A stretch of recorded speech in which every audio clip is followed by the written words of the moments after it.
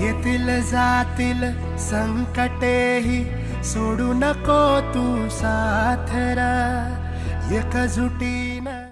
नमस्कार.